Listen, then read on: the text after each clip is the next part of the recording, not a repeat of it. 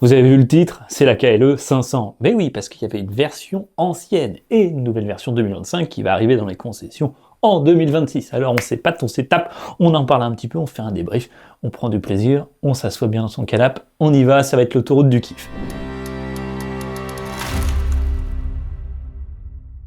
La Kawasaki KLE 500, c'est un trail mythique qui a fait découvrir l'aventure à des milliers de motards. Et sa nouvelle version 2025, elle est modernisée, elle est rajeunie, elle est vitamisée. Non, elle est pas tamisée, elle est vitaminée. Bref, c'est la KLE qui revient voler la vedette à tout le monde. L'ancienne, c'est la KLE du survivor, du mec qui prépare tout avec un tendeur et une clé de 12. La version 2025, c'est la version de son fils, diplômé, bien coiffé et qui met de la crème hydratante. Bon allez, accroche-toi, on compare la légende et le reboot moderne.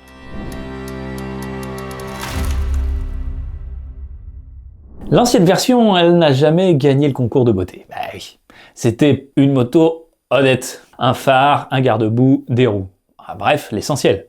Elle avait ce charme des années 90-2000, pas de LED, pas d'aile aérodynamique, pas de ligne tendue. C'était une moto qui disait « beau, non », mais solide. Une moto qui vivait sur la philosophie « si tu casses pas, pourquoi t'embellir ?» La KLE 2025, elle, c'est l'inverse. Ligne agressive, LED partout, couleur électrique. On dirait qu'elle sort du salon de la tech. On voit tout de suite qu'elle a eu un bon designer. Elle te dit « je suis un trail, mais j'ai Instagram. Filtre beauté intégré ». La transition est claire, on est passé d'une randonneuse en polaire, d'une influenceuse en Cortex. Le moteur, le tracteur gentil vs le bicylindre moderne. L'ancienne KLE 500, parlons-en. Un bicylindre de 500 cm3, 50 chevaux, toujours de bonne humeur. Le moteur tellement simple que si tu lui mets du jus de pomme dans le réservoir, il essaye quand même de démarrer. Ce moteur, c'était le Golden Retriever de la mécanique. Fidèle, toujours ok, jamais méchant et toujours prêt à partir en balade. Il te laissait vivre. Tu lui demandes de doubler un camion, il répond « j'arrive, mais parle-moi gentiment ». Tu l'insultes, il s'excuse quand même. La KLE 2025, nouvelle génération, nouveau bloc, toujours un bicylindre, mais moderne, optimisé, plus coupleux, plus propre, plus vif. Il a fait des études, ce moteur. Il a un CV. Il fait du télétravail le lundi, mais il sait envoyer du lourd quand tu lui demandes. Il garde le côté accessible, mais tu sens que maintenant, on peut parler de performance légère, pas juste de motivation profonde.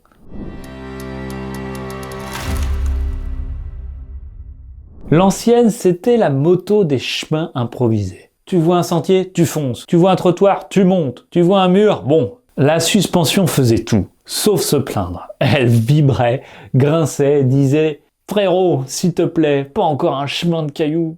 Ah, trop tard. La 2025, c'est plus propre. Suspension revue, châssis modernisé, freinage plus silencieux. La moto te dit « Oui, on va dans les chemins ». T'as presque l'impression qu'elle met des gants blancs avant d'y aller.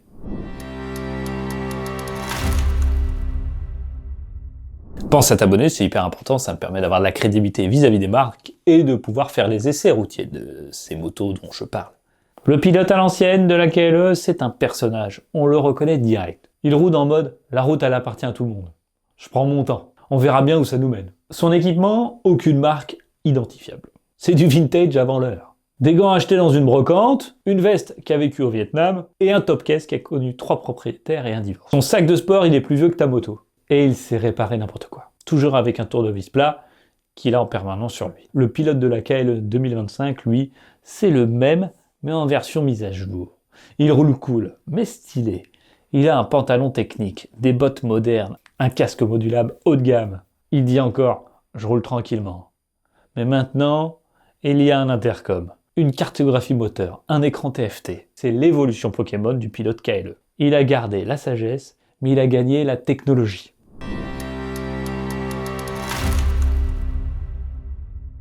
L'ancienne KLE niveau électronique, rien, zéro. Même le voyant de réserve, c'est un gars qui le peignait à la main.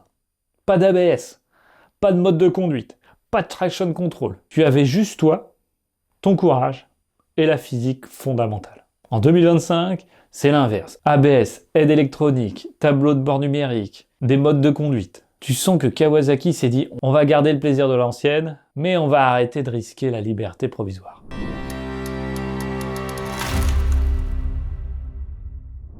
L'ancienne KLE, c'était un trail simple. Tu pouvais tout faire avec, sauf être totalement confortable. Tu roulais 200 km, tu le savais. Tes fesses aussi. La 2025, c'est la KLE, mais en mode spa moto. C'est le confort, ergonomie moderne, suspension plus efficace, protection améliorée. Là, tu peux rouler 400 bornes et dire « Oh, j'irai plus loin, tiens ».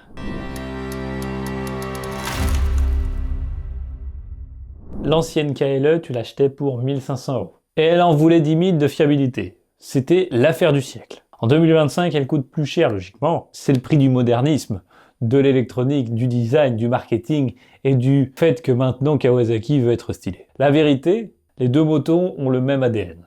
La même philosophie simple, accessible, polyvalente, jamais prétentieuse, jamais fragile, toujours prêt à rouler. La KLE ancienne, c'était la moto des débuts de la moto, du mec humble qui voulait juste rouler. La KLE 2025, c'est la version modernisée pour un monde où tout doit être beau, écran, LED, techno, data. Mais au fond, les deux motos sont faites pour la même chose.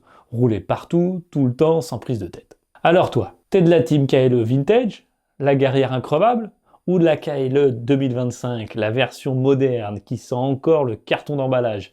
Dis-le moi en commentaire. Et surtout n'oublie pas, peu importe la version, la KLE, ça se respecte. Parce qu'elle t'emmène loin, très loin, même si toi, tu pensais juste aller chercher le pain. Allez, c'était Antonin ATB, on se dit à très bientôt.